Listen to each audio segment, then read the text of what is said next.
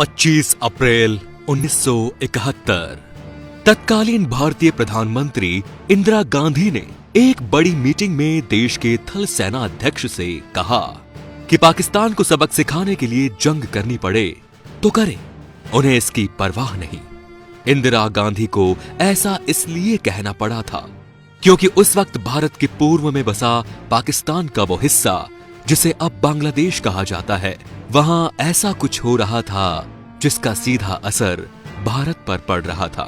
पाकिस्तान की सरकार और सेना पूर्वी पाकिस्तान में रहने वाले अपने ही देश के लोगों पर जुल्म कर रही थी, बेगुनाह लोगों की हत्या कर रही थी, और ये सब सिर्फ इसलिए क्योंकि पूर्वी पाकिस्तान के लोग पाकिस्तान की सेना के जुल्म के खिलाफ आवाज उठा रहे थे।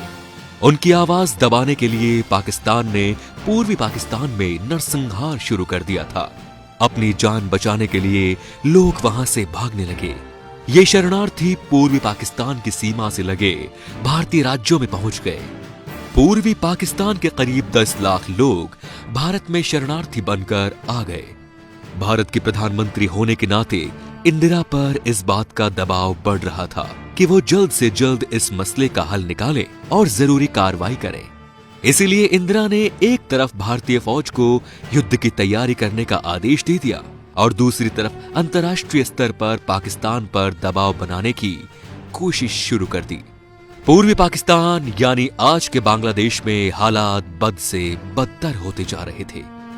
वहां police, paramilitary force, East Bengal regiment और ईस्ट पाकिस्तान राइफल्स के बंगाली सैनिकों ने पाकिस्तानी फौज के खिलाफ बगावत कर खुद को आजाद घोषित कर दिया था।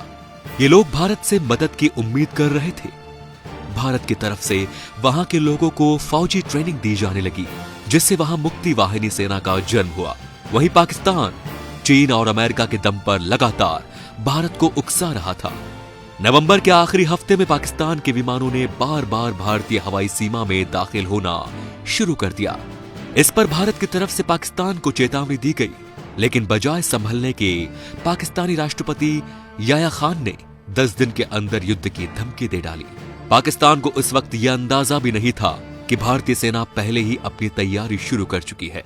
इंदिरा के इरादे पक्के थे, युद्ध का माहौल बनता जा रहा था। सवाल यह था कि पहला हमला कौन करेगा। पाकिस्तान भारत की तैयारी का अंदाजा नहीं लगा पाया। 3 दिसंबर 1971 को पाकिस्तानी विमानों ने भारत के कुछ शहरों पर बमबारी करने की गलती कर दी।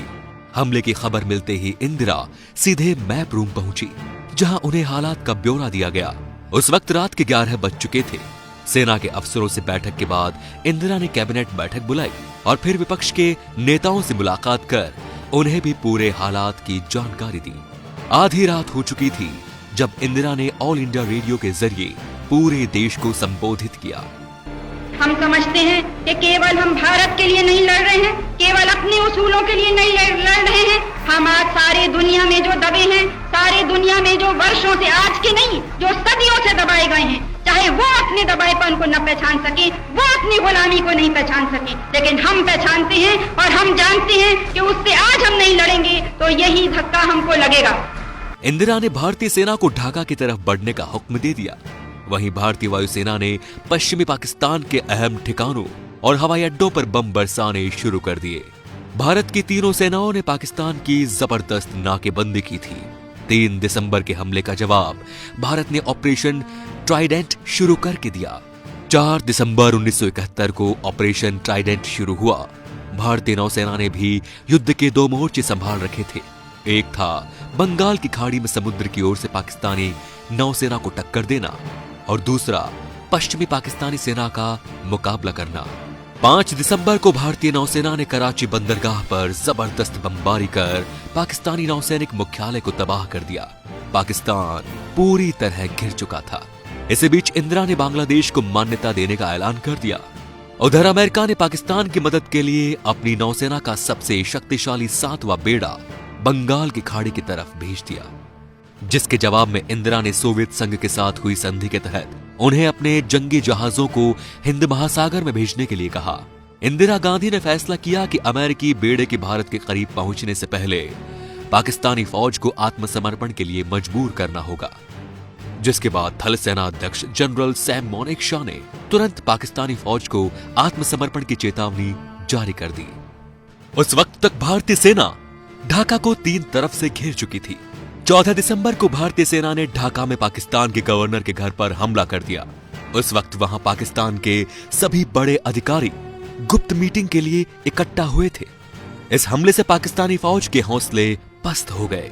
जनरल नियाजी ने तुरंत युद्ध विराम का प्रस्ताव भिजवा दिया, लेकिन भारतीय थल सेना अध्यक्ष सैम मोनेकशॉ ने साफ कर दिया था कि अब युद्ध विराम नहीं बल्कि सरेंडर होगा। पाकिस्तानी कमांडर नियाजी ने पहले लेफ्टिनेंट जनरल अरोड़ा के सामने सरेंडर के कागज पर दस्तखत किए और फिर अपने बिल्ले उतारे। सरेंडर के प्रतीक के तौर पर नियाजी ने अपना रिवॉल्वर जनरल अरोड़ा के हवाले कर दिया। पाकिस्तान के सरेंडर के साथ ही प्रधानमंत्री इंदिरा गांधी ने ये ऐलान कर दिया। भारत ने सिर्फ 14 दिन में पाकिस्तानी फौज को हथियार डालने के लिए मजबूर कर दिया और इस तरह इंदिरा ने पाकिस्तान को तोड़ दिया, उसके 2 टुकड़े कर दिए। तो दोस्तों ये वीडियो कैसा लगा हमें कमेंट करके जरूर बताएं और अगर वीडियो पसंद आया तो प्लीज इसे शेयर भी जरूर करें। धन्यवाद।